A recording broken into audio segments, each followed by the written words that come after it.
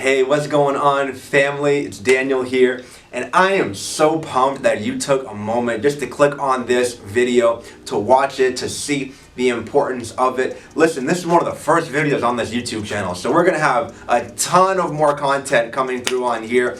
I need you to know that this is a special time because this is the beginning of what God is doing in this ministry and on this platform. Check it out. This video that we're talking about right now, about the importance of prayer life in your ministry, in your own personal life, this is the key to longevity in ministry. I've talked and been mentored by incredible men and women that have gone before me, and they always said this is what helps you run the marathon and recognize that you're in it for the long haul, that you're not in it for the sprint. I think so many of us go through life and there's just so many other things you want to focus on, and the reality is that none of that matters without getting this one very important thing down. So before we get started, thank you for tuning in. Click that subscribe button below. It is so important. I was always hesitant to subscribe to anything, and now all my friends be starting YouTube channels, and I'm subscribing to a million different things, and it's fantastic. So help a brother out, subscribe to this channel so you can get more content like this that'll help you in your practical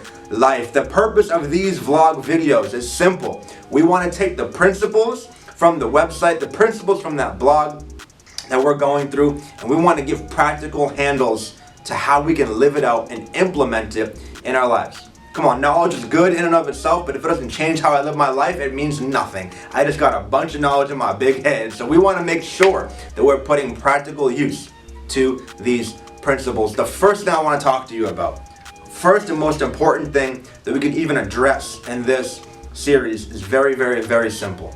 It's that we must learn that prayer life, that our prayer life is the source to life in our ministry.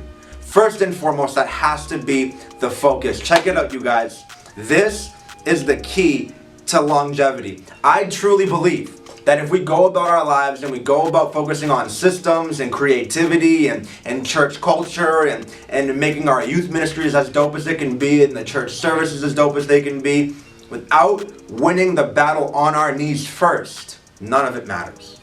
And so I encourage you to learn what it means to prioritize prayer, to put God first before any other thing. This is a simple principle. I know a bunch of us here know it. If you've been in ministry longer than I've been alive, you know this, but check it out. This is a constant reminder as to why we must prioritize prayer first. Listen, there's a difference, I believe, between acknowledging the presence of God and welcoming the presence of God.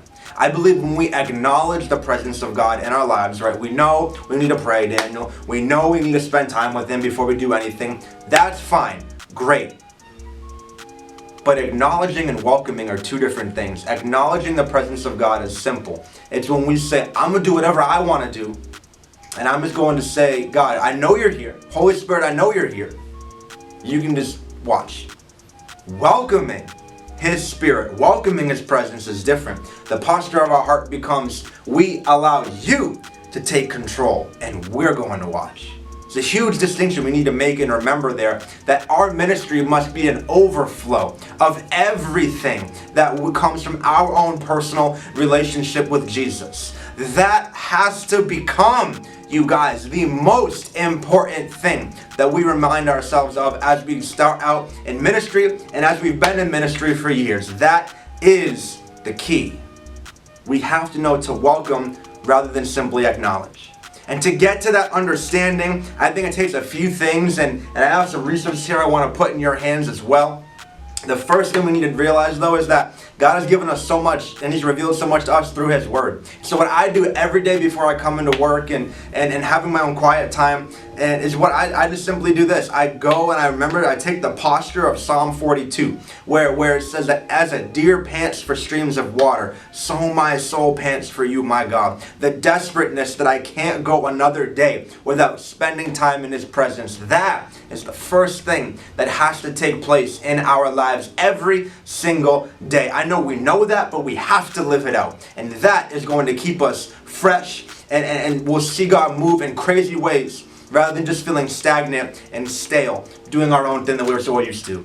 That has to be the first thing. I encourage you. I listened to a book on Audible called The Common Rule, but it was an incredible book talking about habits Listen, this is not something that has to happen and you need to spend 10 hours a day praying and you have to go from spending 5 minutes to 10 hours. That doesn't have to be where you go. Understanding all of the rules and habits and routines that we live our life by, it could be as simple as waking up and getting on your knees.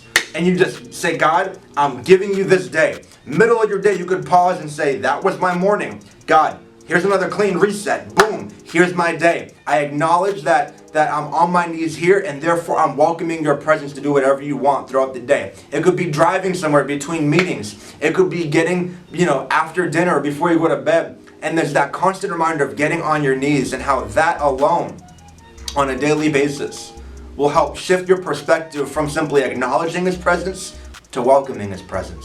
Another couple of great books that I've read here that I want to put in your hands and just give you the links to it in the description below is this book, How to Pray by R.A. Torrey. This book right here, oh my goodness, it's an oldie, but it is so good. And R.A. Torrey was truly a father and an influencer of the faith over the course of these last couple of centuries, and he's been doing an incredible thing. So R.A. Torrey's book on how to pray is phenomenal. You want to look this up and get a copy of this book. It's very, very practical. The other one, a little more modern, is by Wayne Cordeiro, and the book is called Leading on Empty.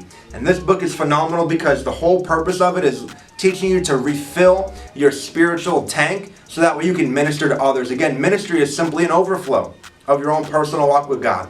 And we can't be ministering to others if we haven't had our daily portion first. And these are incredible principles. I encourage you to get these. I encourage you to get the Common Rule. I believe it's by Justin Early. I'm about to just butcher his name, but get it on that. The links will be in the description below. And again, I want to encourage you that this is the key.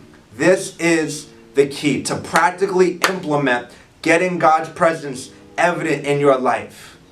Welcoming Him to do whatever He wants, rather than simply doing ministry and acknowledging His presence after the fact. I love you. I hope this has blessed you. This put practical handles on ways that you can read more content, ways that you can get on your knees every day and get in His Word every day and prioritizing Him first, so that way you have an abundance to overflow and bless the multitudes with. Look, I love you so much, and I appreciate you taking the time to watch this video. If it blessed you, share it, let everybody know about it, and we'll catch you for the next one just in a few more weeks.